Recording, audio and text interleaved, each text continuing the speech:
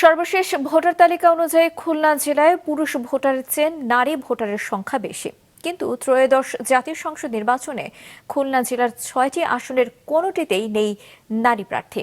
ফলে অতীতের তুলনায় এই অঞ্চলের নারী প্রতিনিধিত্ব আরও পিছিয়ে পড়বে এমন আশঙ্কা প্রকাশ করেছেন নারীরা। এস এম মিলনের ক্যামেরায় মুস্তফা জামালের রিপোর্ট। খুলনা মহানগরী সহ জেলার 6টি সংসদীয় আসনে এবার নির্বাচনে মোট 46 জন প্রার্থী মনোনয়নপত্র দাখিল করেন। এর মধ্যে মাত্র একজন ছিলেন নারী। যাচাই বাছাই সেই মনোনয়নপত্র বাতিল হওয়ায় খুলনায় এবারে নির্বাচনে কোনো নারী প্রার্থী নেই। নবম থেকে দ্বাদশ জাতীয় সংসদ নির্বাচনে সর্বোচ্চ 3টি আসনে নারী প্রার্থীরা প্রতিদ্বন্দ্বিতা করেছিলেন। তথ্য বলছে, অতীতের এই 4টি নির্বাচনে খুলনার 6টি আসনে নারী প্রার্থীদের গড় অংশগ্রহণের হার ছিল 6.89%। আমাদের দেশের মোট জনসংখ্যার অর্ধেকের বেশি নারী। এই অর্ধেকের বেশি নারীকে যদি ক্ষমতায়িত করতে না পারি, রাজনীতিতে বা অর্থনীতিতে যদি ক্ষমতায়িত করতে না পারি, তাহলে কিন্তু আমার দেশ এগোবে না, আমার সমাজ এগোবে না। তাহলে এটা বোঝার পরেও কেন এটা হচ্ছে? কিন্তু এবারের নির্বাচনে অধিকাংশ রাজনৈতিক দলই নারীদেরকে মনোনয়ন দিতে আগ্রহ দেখায়নি। এটিকে রাজনৈতিক সংকীর্ণতা বলছেন নারী রাজনৈতিক কর্মীরা। নারীরা এখন কিন্তু আর পিছিয়ে নাই। চাকরি বাকরি সর্বক্ষেত্রে নারীরা নিজেদের যোগ্যতা প্রমাণ করেছে। তাহলে রাজনীতিতে বা পারবে না কেন?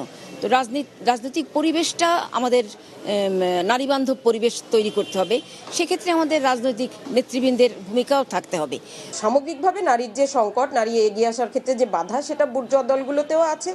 পাশাপাশি যে ধর্মীয় সংগঠনগুলো রাজনীতি করছে, তারা কিন্তু নারীর প্রতি যে দৃষ্টিভঙ্গি, সেটার প্রতিফলনের কারণেই আমরা দেখছি তাদের দলে নারী নেতৃত্ব এগিয়ে আসছে না। গণপ্রতিনিধিত্ব আদেশ অনুযায়ী রাজনৈতিক দলগুলো সকল স্তরের কমিটিতে 33% নারীর প্রতিনিধিত্ব নিশ্চিত করার কথা বলা হয়েছে।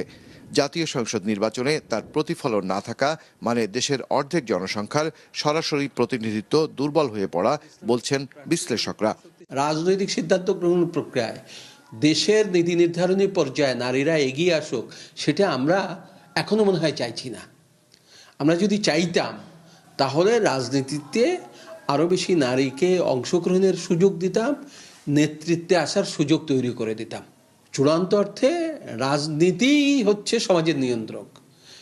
চূড়ান্ত অর্থে সেই রাজনীতিকরা যদি নারীদের অংশগ্রহণের সুযোগ না দেয়, তাহলে নারী নেতৃত্ব বিকশিত হবে না। খুলনায় নারী প্রার্থী না থাকায় প্রশ্ন উঠেছে, নারীর ক্ষমতায়ন কি তাহলে কেবল কাগজে কলমে আর প্রতিশ্রুতিতেই সীমাবদ্ধ থাকছে? মোস্তফা জামাল, মাছরাঙা সংবাদ, খুলনা।